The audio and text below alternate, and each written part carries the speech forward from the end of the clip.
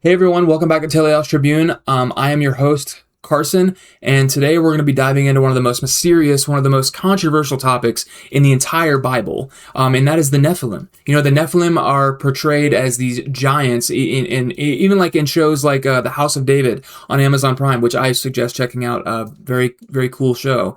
Genesis 6 gives us this.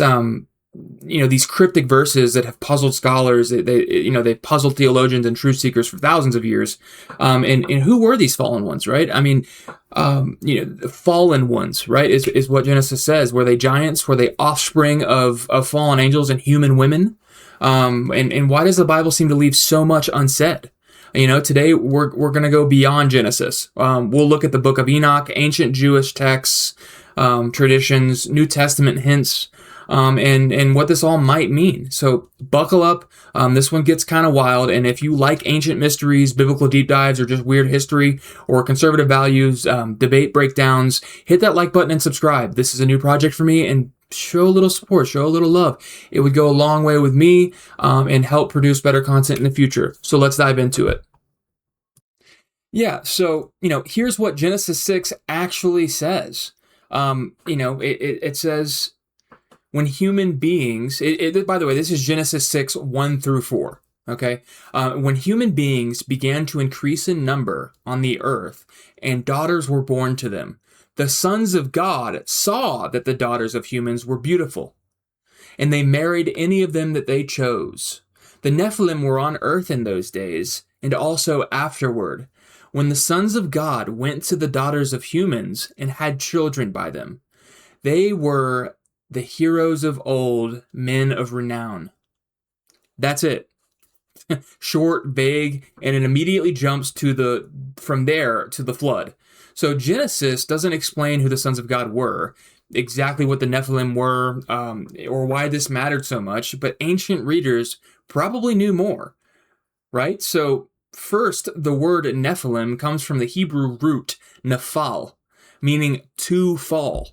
So fallen ones. The Septuagint, which is the ancient Greek translation of the Old Testament, often rendered this as giants.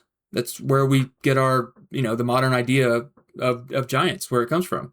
In Numbers 13, when the Israelite spies scout Canaan, they report seeing the descendants of the Nephilim, the Anakim, and say, we seemed like grasshoppers in comparison. These were big, intimidating people, but were they literally 450-foot tall monsters like some Enoch traditions claim, or were they something else? And so there's a bunch of different views of the scripture and different interpretations, and we're going to dive into that right now. So first up, you have the angelic view, right? And this is probably the oldest and most popular in ancient Judaism. And basically, sons of God equals fallen angels or watchers, like in the Book of Enoch. They left heaven, they lusted after human women, and produced hybrid giant offspring. This view appears in the Book of Enoch, Jubilees, Dead Sea Scrolls, and is referenced by early church fathers even, right? And so the second view that we're going to talk about is the Sethite view. That the sons of God equal godly line of Seth, which Adam's son, Seth. They intermarried with the ungodly line of Cain, and the Nephilim equal powerful but corrupt humans or warriors, right?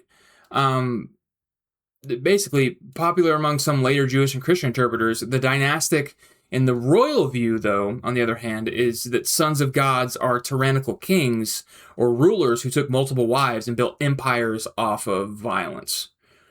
And right, so personally, after doing some research in the studying that I've done, the angelic view has the strongest ancient support, but let's go a little bit deeper, right? And so now we're going to dive into the Book of Enoch. Are you ready?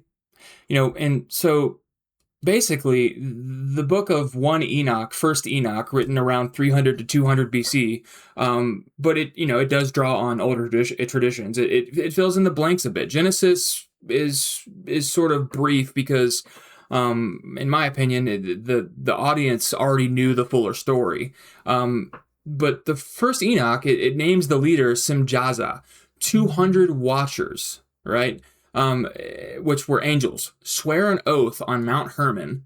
They descend, teach humanity forbidden knowledge, magic, weapons, cosmetics, astrology, and they also mate with women, right? And their offspring is the Nephilim. So, and they were basically violent giants who devoured resources, turned to cannibalism, and filled the earth with blood and corruption. This is why God sends the flood. Not just human sin, but to wipe out this unnatural corruption.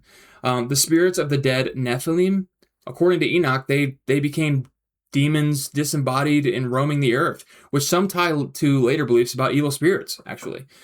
So there's also some key facts about Jude in the New Testament. Jude 1, verse 6 and 14 and 15, it directly quotes Enoch, even though, the Enoch isn't in the traditional canon of the Bible. The New Testament does quote Enoch directly, and Peter 2:4 actually also alludes to it.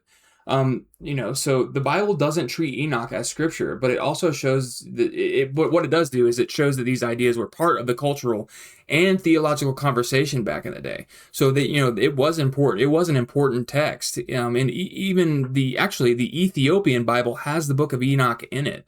So it definitely was an important text. And this isn't just Jewish either. Mesopotamian myths talk about the Anunnaki, divine beings who come down, interact with humans, and produce semi-divine heroes or kings. Some fringe theories widely equate Anunnaki with Nephilim or ancient aliens, but mainstream scholarship sees shared cultural memories of culture bringer beings and primeval giants / heroes, like in the Epic of Gilgamesh, for instance.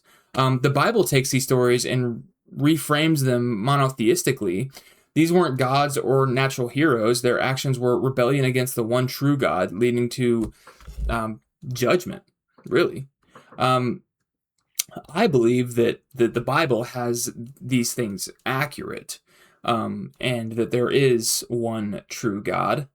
But we're also going to talk about, the post-flood Nephilim and modern implications, right? And so, Genesis 6:4, says that Nephilim were on the earth in those days and also afterward. And that's why we see them or their descendants in Numbers and stories of Goliath, right? A giant that, David has to fight. In Numbers, in basically in Kings,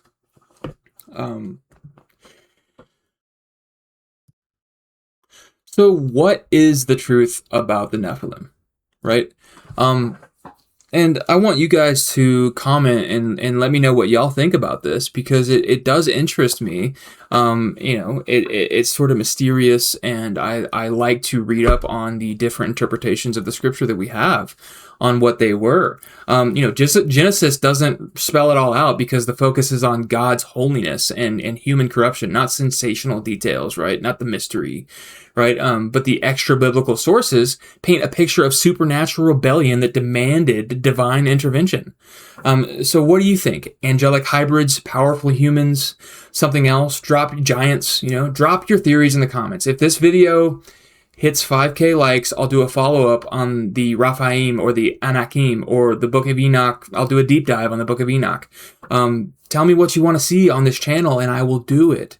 I also will be getting a better camera in the future. I know that the background, you can see my bed and stuff. It's kind of like just a little bit unprofessional. I would like to, get this channel to where I'm doing these pretty regularly. I do enjoy this stuff, right? I enjoy philosophy. I enjoy breaking down debates.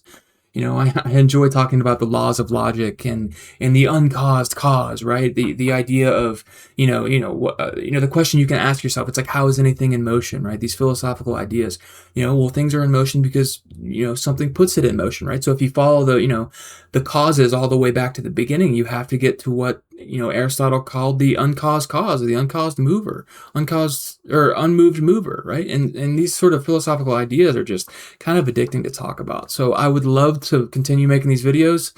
Stay curious, stay grounded in truth. I'll see you in the next one. God bless.